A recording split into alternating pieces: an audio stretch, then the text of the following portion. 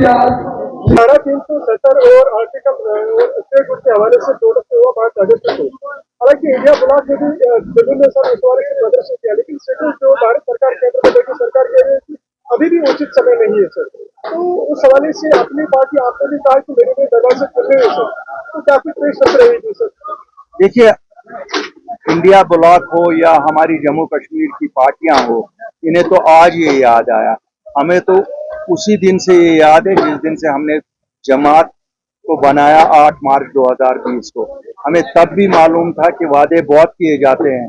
1947 में भी कुछ वादे वज़ीर आज़म हिंद ने किए, लेकिन फॉलो जब नहीं किया गया तो वादे हो ही रहे। इसी तरह से इन वादों को आज 6 साल के बाद यहाँ की जमातों को याद आया। हमें याद है, हमें खुशी है कि इन्होंने उस एजेंडा को पकड़ लिया जो एजेंडा हमारा था, जो लोगों का एजेंडा था, जिसके लिए हम बाहर आए थे।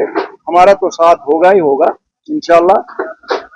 ये अपने तौर पे कर रहे हैं। अगर इन्हें कहीं भी लगे ज्वाइंट प्लेटफॉर्म में एक मशावरत के बाद ज्वाइंट प्लेटफॉर्म में चलना है, अपनी पार्टी हमेशा तैयार है। वरना हम तो इसको फॉलो करते ही रहेंगे, करते थे, करते हैं और करते रहेंगे जब तक ये हासिल ना हो। चीजें हैं, उन्होंने माफी मांगी है जो उन्होंने जंतर मंतर में कहा। मुझे लगता है ये टॉपिक वहीं बंद होता है। जब किसी ने माफी मांगी तो अल्लाह माफी देने वाला है, तो हम कौन होते हैं कि हम न दें। तो ये मसला वहां खत्म होता है। जहां तक झंडा रखना ना रखना, देखिए ये कौमी झंडा है। अगर आपको दिल में इज्जत है तो इंसान को इन चीजों का बड़ा ख्याल रखना पड़ता है। लेकिन मैं मानता हूँ इंसान है, थोड़ी सी जज्बाती हो जाती हैं, और शायद इसलिए भी जज्बाती हो गई थी कि वो जो एक्ट चल रहा था उस वक्त, उनका एक होता है ना, उनका एक अपना एक्ट चलता है। उस एक्ट में कुछ और साथी उनके वहां तक पहुंचे नहीं थे, तो इसीलिए भावुक हो गई। भावुक होने में वो शायद ऊपर का नीचे, नीचे का ऊपर कर गई। बहरहाल मुझे लगता है उस पर भी माजरत उनसे आई होगी, अगर नहीं आई होगी तो आएगी। तो ऐसी क्या बात है। कल 5 अगस्त को जो एमपी है उनने जो कलम में सब चीजों को कराया, वहाँ पे जो ऐतराजी थे अदालत साहब उन्हें कहा जब इंदिरा स्टेट अकार्ड हुआ था 1975 में, तो 370 उसी के दखल हुआ। कैसे देखिए, दुलत साहब का अपना नजरिया है, हम जम्मू कश्मीर में जो लोग रहते हैं हमारा अपना नजरिया है। लेकिन कुल हम अगर माने तो हमें लगता था कि रूला साहब कोई नई बात करने जा रहे हैं। हमने अल्टीमेटली देखा कि वो भी आके उसी कुएं में आ गए। अल्टीमेटली जो वो नई बात कर रहे थे ना, वो नई बात लगी नहीं। और उनके इर्द गिर्द जितने लोगों को देखा तो हमने देखा कोई आउट ऑफ द बॉक्स कोई बात नहीं है। वो बातें रिवायती हैं। मैं एक जमात दूसरी जमात को, तीसरी जमात चौथी जमात को, आउट ऑफ बॉक्स होता है। ये कुफर के माने था 2020 में सामने कोई आए। क्यों? 5 अगस्त 2019 को जो हुआ था वो हमारे लिए सानिया से कोई कम नहीं था। लेकिन हम निकले ना लोगों के लिए नई बात लेके निकले कि चलो भाई, तुमने 370-35 से हमारा लिया, फिलहाल हमें जमीनों का तहफ़्फ़ुज़ दे दो, नौकरियों का तहफ़्फ़ुज़ दे दो, हमारे नौजवानों को छोड़ो या हमारी रियासत की शनाख्त बहाल करो।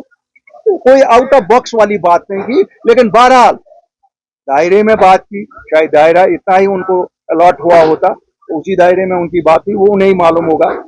इससे मुफ्ती को जो है एफआईआर किया गया कल, आज उमर साहब ने इस पर एक्ट किया है। ये फिक्स्ड मैच है, तो एजेंसी आप करने के लिए जो है जहाँ भी प्रॉब्लम एजेंसी जॉब करती है, फिक्स्ड मैच। बच्ची है, मैं बच्ची पे क्या कमेंट करूँ? हमारी भी बच्ची है, बेटी जैसी है, मैं क्या कमेंट करूँ? मैं जिस तरह सब नौजवानों के लिए कहता हूँ, मैं उनके लिए भी कहता हूँ माफ करो। मैं जब इन अपने बाकी लोगों के लिए कहता हूँ उनको माफी दे दो, इस बच्ची को भी माफी दे दो। जज्बात हैं, उभर रही हैं। इन जवानी में ये चीजें होती हैं। हमारे लोगों ने उठाए ना पत्थर। मैं उमर साहब और उनकी तो सियासी जंग होगी, मैं सियासी नहीं, मैं तो उसको बच्ची की तरह देखता हूँ। बच्ची है, गलती हो जाती है बच्चों से ही, तो ऐसा कोई बहुत बड़ा आज हज आए, अगर हम गुनाहगारी की बात करें तो गुनाहगारी को तामीर करने के हवाले से हमेशा इल्जाम दिया गया। ये लोगों का कहना है, चाहे हम एजुकेशन सिस्टम की बात करें या हेल्थ केयर की बात करें, जहाँ पे स्टाफ नहीं है, तो किस तरीके से आप काम करेंगे इस पे? मेरे भाई, आपने बहुत सही सवाल पूछा। मैं भी चाहता हूं कि हमारी कौम मुतफिक्र हो इन चीजों पे। हमारे अस्पतालों में अमला नहीं, हमारे स्कूलों में उस्ताद नहीं, हमारे स्कूलों में इंफ्रास्ट्रक्चर नहीं, हमारे गाँव में पानी नहीं, हमारे गाँव में बिजली नहीं। ये हमारी बुनियादी जरूरतें हैं।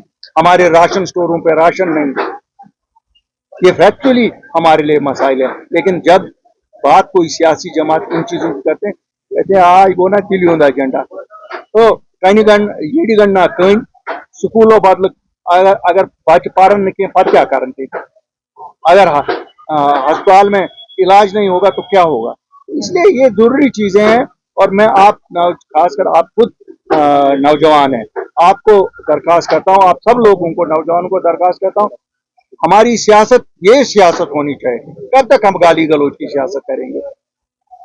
सर एक सवाल लास्ट में रहेगा कि बेरोजगारी काफी बढ़ती जा रही है, तो कोई भी डिपार्टमेंट कोई मतलब पार्टी इस हवाले से आवाज नहीं उठा रही। आपको किसने आवाज उठाने से क्या होगा। जिन लोगों को मैंडेट हमने दिया है उनके पास कोई प्रोग्राम नहीं है। अपनी पार्टी के पास एक वाज़ेह रोड मैप है और अल्लाह के फजल से हम ये नहीं कहेंगे कि हम सबको सरकारी नौकरी दे देंगे, लेकिन हमारे पास वाज़ेह रोड मैप है कैसे नौजवान खुद के लिए भी कमाएं और बाकी नौजवानों को भी वहां कमाने का इज्जत से मौका देंगे।